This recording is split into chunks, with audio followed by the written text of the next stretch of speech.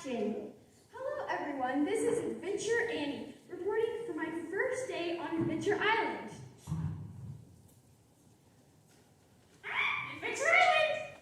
Where am I? Invisible? Right, and this is my loyal Macaw, Siri. I named her Siri because she has a lot of information and she repeats what I say. Hey Siri, what is the temperature today? The temperature today is the surface of the sun. Very funny, Siri. Like I said, we have arrived on Adventure Island, a destination I have wanted to visit since I first started making documentaries. Adventure Island has intrigued me for years because my parents were virologists or people who study lighthouses. They discovered a journal of Professor Luminari last year. He was Adventure Island's very first lighthouse keeper.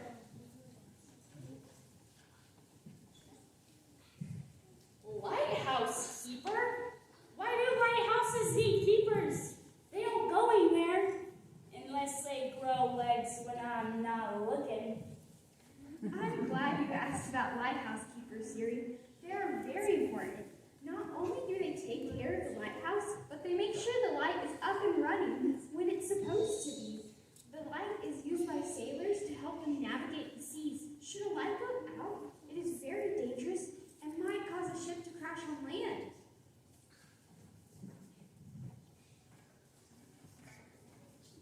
And believe me, we've had a few close calls around here.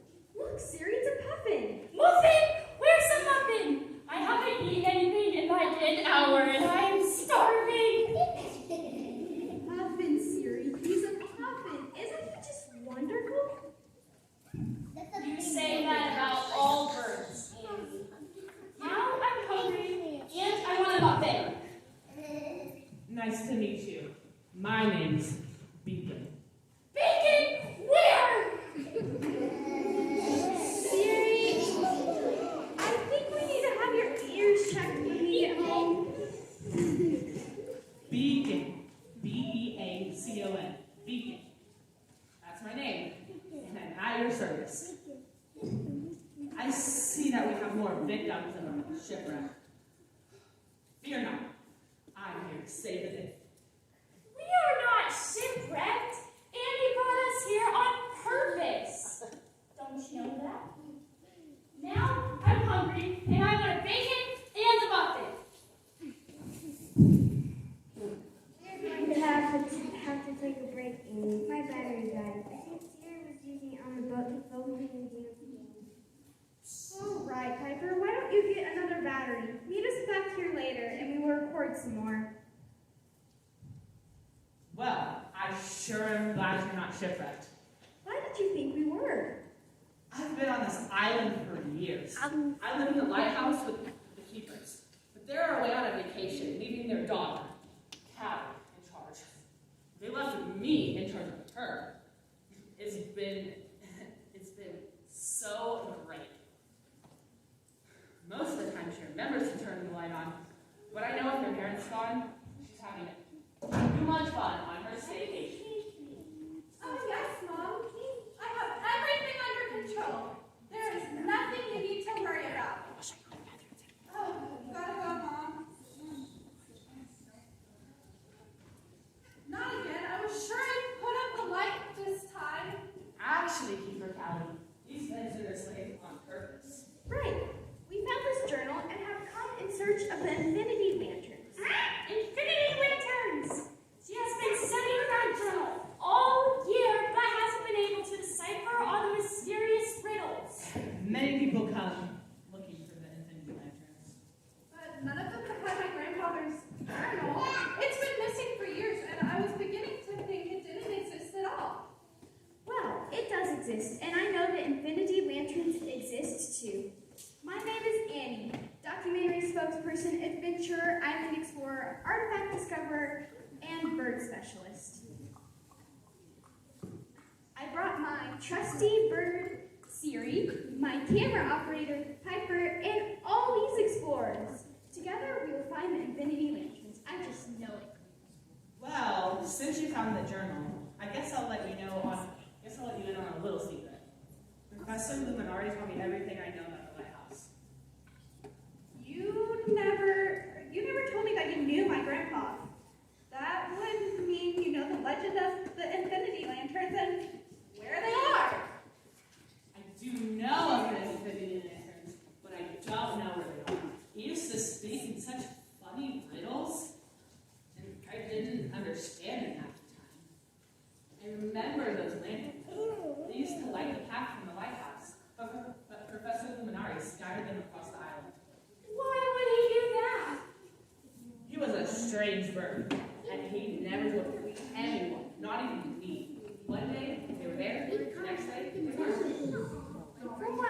cipher in the journal, the lanterns contain a special kind of light.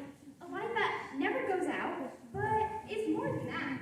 The lights in each of the lanterns are special ways God shines light into the world. They also show us how we can shine God's light to others. God's light? That sounds so important. We really need to find those lanterns. If only I had a better map of the island. This one here is so small and faded I can't read it anymore. Need that map? Yeah!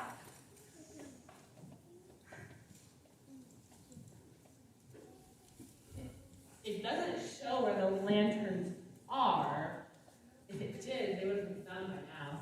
Now that we have an actual readable map, we can use the journal and the map to determine the specific coordinates. Coordinates! Right, Siri. Why don't you tell our explorers what coordinates are? Coordinates! A coordinate is a set of numbers and letters that corresponds to a specific place on a map. The first journal entry says, to find the infinity lantern of love, don't get confused. Search high and low with the map. Use the following clues. 6 days of work and 1 day of rest. Together they make a full week. Study the ancient beginnings to locate the lantern you seek.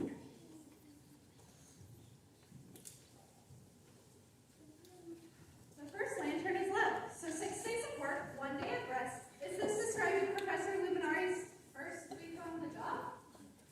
No, it has to be something old. I mean, he was old, but not that old.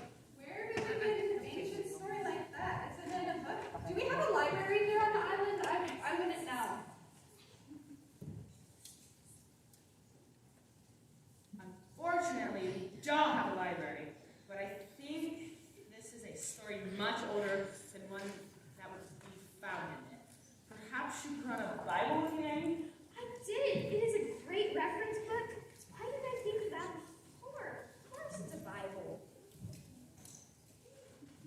Bible! The journal mentions the beginning. Turn page 1. I think it means the beginning. Genesis.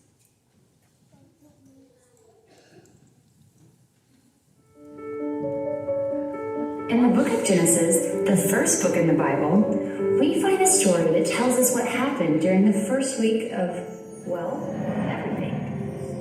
You see, in the beginning, the very beginning, there was only darkness and emptiness. On day 1 of the first week, God said, "Let there be light," and there was light. When God said, "Let there be light," there was a lot of light.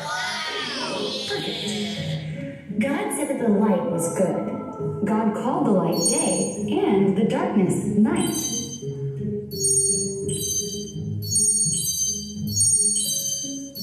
On day 2 of the first week, God said, "Let there be a dome in the middle of the water to separate waters from each other." Let's just call it the sky. God called this new creation sky, and it was separated from the water below. And it was good.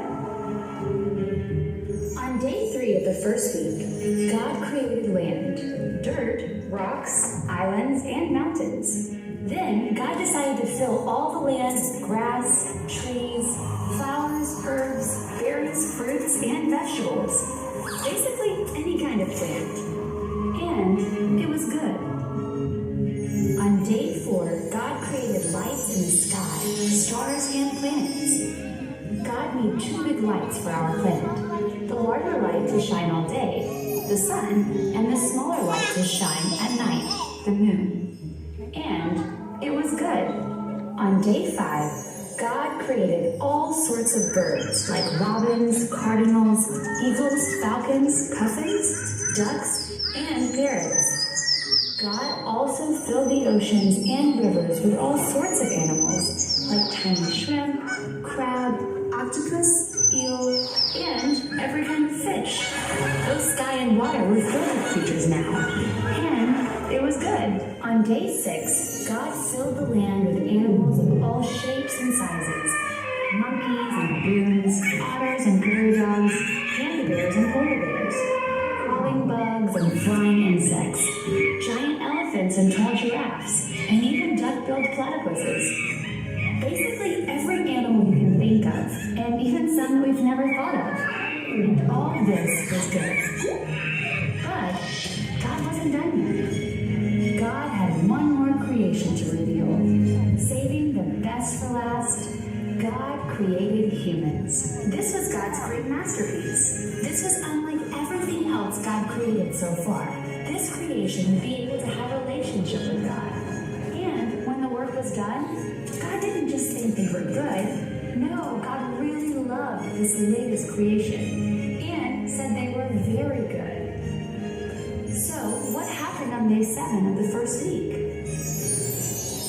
God rested. It wasn't because God was tired or needed a vacation. No, God rested because God had created everything. It was all good. And God loved everyone and everything in creation. And that's how it happened in the Bible.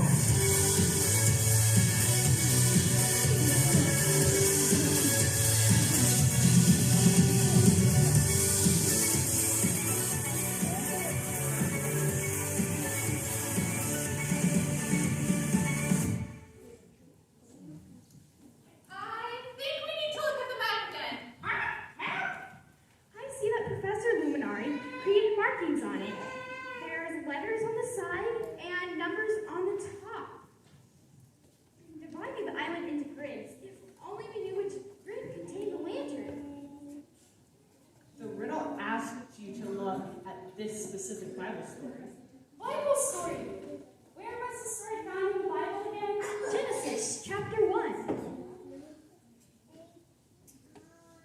Genesis chapter 1. You just said the map had letters and numbers on each grid, right? Grid? Well, what does it mean? Gee, it does make me wonder. What did you just say? Aha, I figured it out. If we take the first letter of the book of the Bible, the letter G for Genesis, and the number of the chapter, number 1, then it takes me right there. Oh, I see G1. And if you look really closely, there's a symbol that looks a lot like a lantern. That must be it. That must be the infinity lantern. Eureka! Eureka!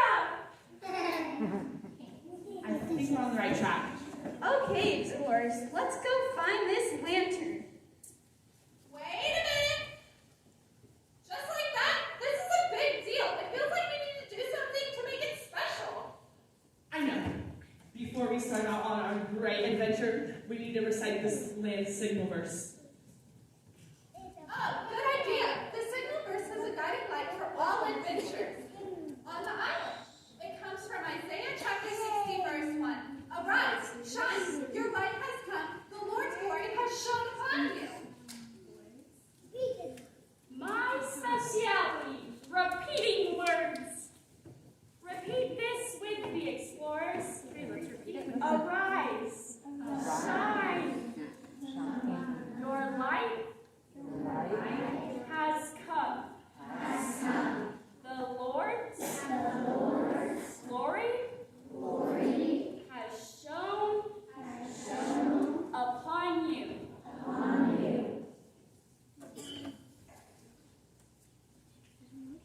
Great job. So we have our signal verse and the coordinates. Let's go. Hold it right there.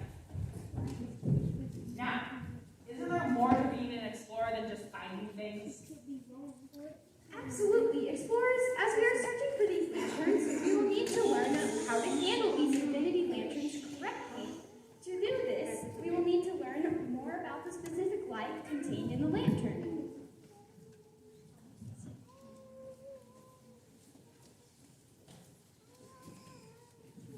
I think Professor Luminari wanted explorers to realize how important we are as lights in the world, pointing others to Jesus, as we learn to shine our light by learning about those truths in the Bible. Bible! In addition to finding the infinity lantern, our mission is to explore more about the light of love. Exactly. One important thing for an explorer is having to get from one place to another. Explorers, some travel long distances to make great discoveries. Is there a way we can get from where we are now to this infinity lantern of love? I think so. On Adventure Island, we say, "It is time to arise and let your light shine." We call these pathfinders. I saw something about pathfinders in the journal. The pathfinder for the light of love is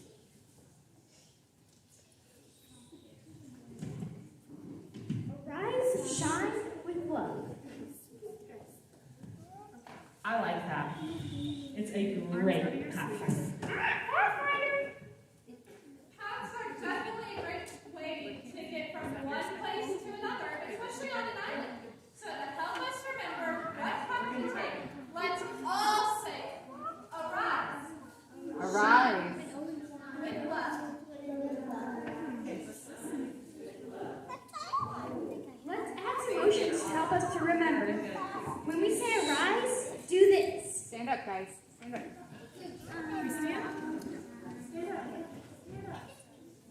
All right, so when we say arise, let's do this. And when we say shine, let's do this. And when we say love, do this. Great! Now let's put it all together. Arise, shine with love. One more time. Arise, shine with love. You guys did so good. Okay, can we go find the Infinity Lantern of Love now? I'm so excited, and I